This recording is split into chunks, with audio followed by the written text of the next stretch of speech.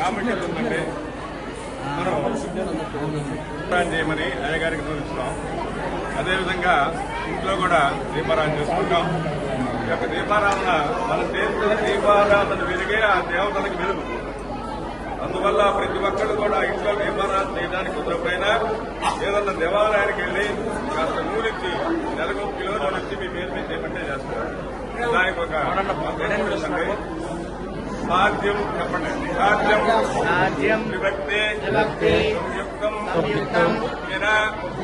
యోజితం ప్రియం గృహాణ మంగళం దీపం త్రైలోక్య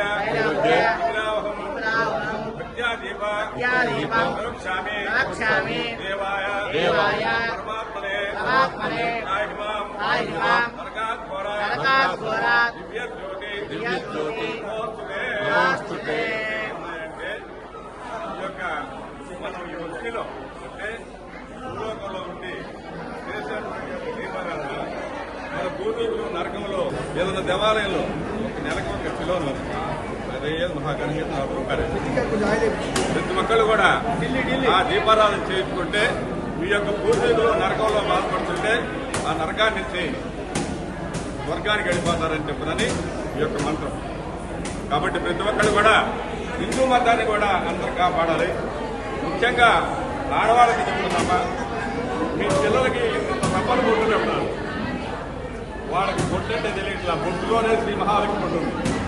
కాబట్టి ప్రతి ఒక్కళ్ళు కూడా పిల్లలకి మోడర్న్ డ్రెస్ లాగుడు పక్కాలు వేయకుండా శాస్త్రం ప్రకారం చేసి వాళ్ళకి పొద్దున్నే ఒక బట్టి పుస్తకాలు ఎత్తినేసి స్కూలు బొమ్మని చెప్పంటే వాళ్ళు మిమ్మల్ని చూడరు అయిన తర్వాత. కాబట్టి వాళ్ళ పొద్దున్నే లేవగానే స్నానం చేసి ఏదన్నా దేవాలయానికి పోయి కాస్త బొట్టు పెట్టుకొని కాస్త దండ పెట్టుకోవడమంటే వాళ్ళకి చిన్న పెద్ద అనేది వాళ్ళకి తెలుస్తుంది.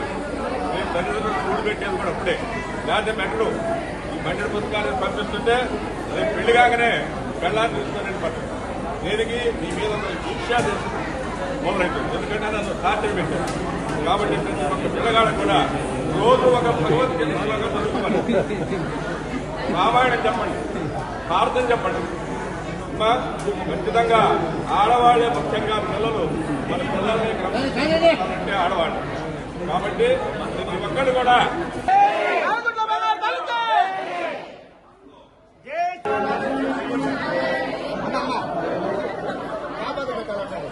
क्या